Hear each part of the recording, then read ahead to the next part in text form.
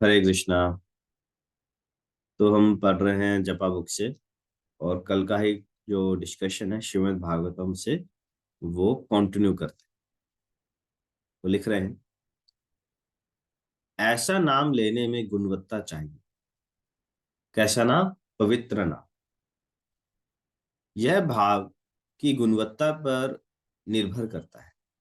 एक असहाय व्यक्ति भगवान का नाम भाव विभोर होकर ले सकता है, लेकिन यदि उसी नाम को कोई भौतिकता से संपन्न व्यक्ति लेता है तो उसमें उतनी निष्ठा नहीं हो सकती। भौतिकता के मध्य में फूला रहने वाला व्यक्ति यदा कदा भगवान का पवित्र नाम जप सकता है, लेकिन वह गुणवत्ता पूर्वक नाम लेने में असक्षम होता है।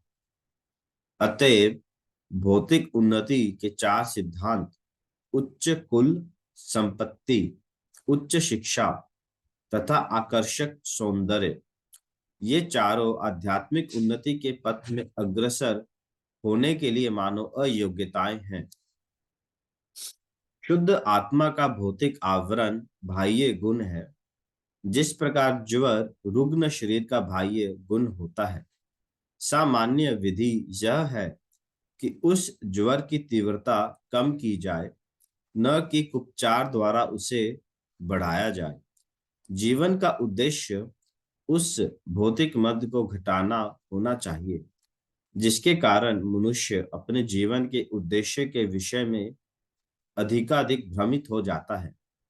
इस प्रकार से मोहग्रस्त व्यक्ति भगवत धाम जाने के लिए सर्वथा अनुपयुक्त होते हैं। देखिए, बड़ा वो गहरा संदेश दे रहे हैं कि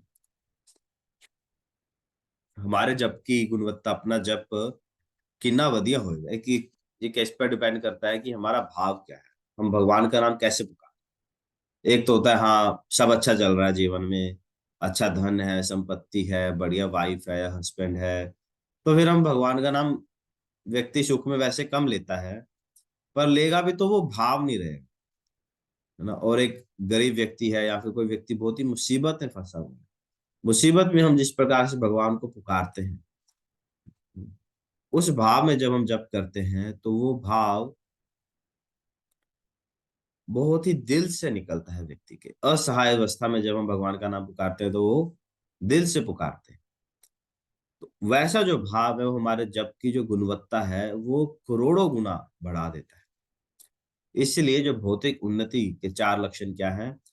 अच्छा कुल, एजुकेशन, सौंदर्य, अच्छा ब्यूटी, मनी, और हाँ, ब्यूटी, मनी, एजुकेशन और फैमिली। ये जो चार चीजें है ना भौतिक चीजों की, ये हमारे मैडनेस यानी हमारे अहंकार को, ईगो को बढ़ा देती। तो उसमें ना भगवान के नाम को दिल से पुकार।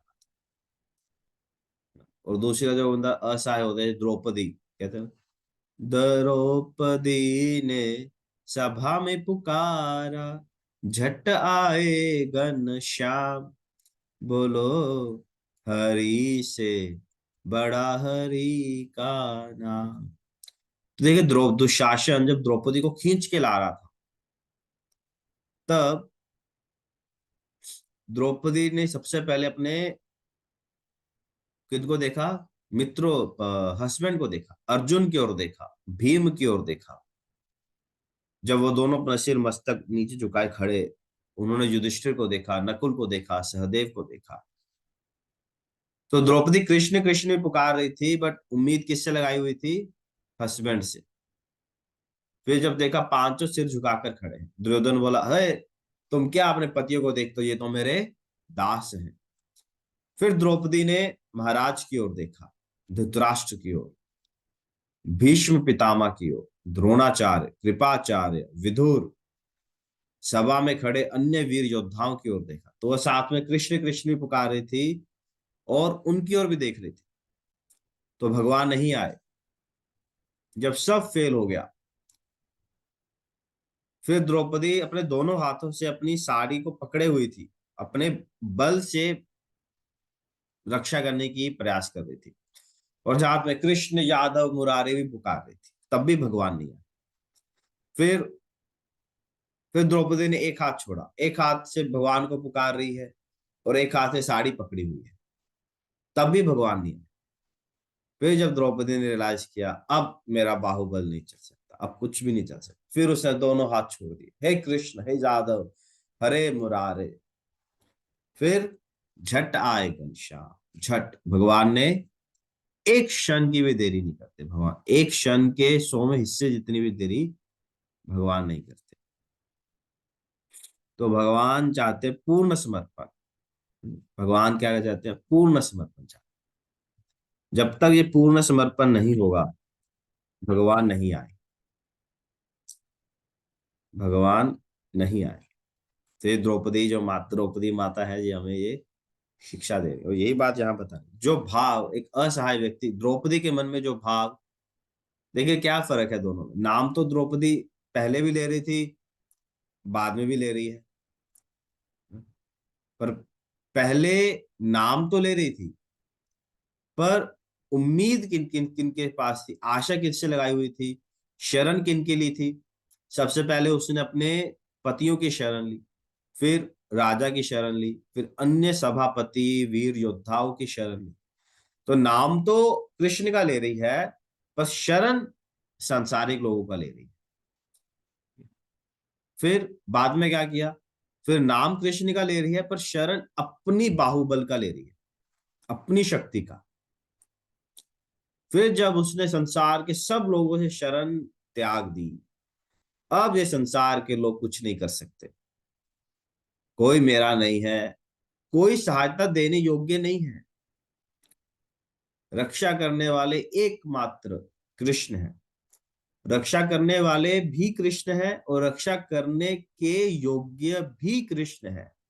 संसार के लोग अगर रक्षा करने आए भी तो वो कितनी रक्षा कर सकते,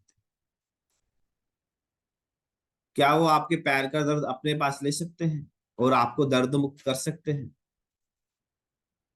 क्या वो आपकी फाइनेंशियल प्रॉब्लम को स्वीकार कर सकते हैं और आपको मुक्त कर सकते हैं?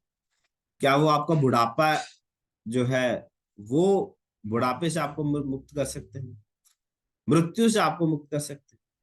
संसार के लोग रक्षा करने चाहे भी तब भी रक्षा नहीं कर सकते, क्योंकि वो शक्ति ही नहीं है रक्षा करने की। सुग्रीव जब भगवान राम के साथ उनकी संधि हो गई, मित्रता हो गई, और भगवान श्री राम के कहने पर सुग्रीव उनको, वाली को ललकारा,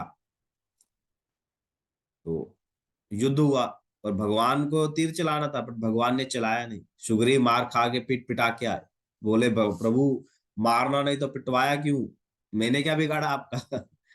तो श्री राम बोले यार तुम दोनों भाई दिखते एक जैसे हो, मुझे समझा ही नहीं, अब गलती में मैं तुम्हें उड़ा देता फिर क्या करूं, फिर क्या, फिर तो हो जाता कल्याण।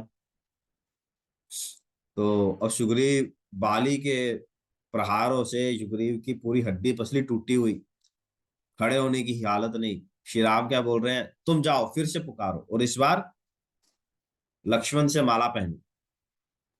सुग्रीव कहता है यार प्रभु उठने तक की तो हालत नहीं है, उंगली तो मैं हिला नहीं पा रहा हूँ और आप कह रहे हो मारो।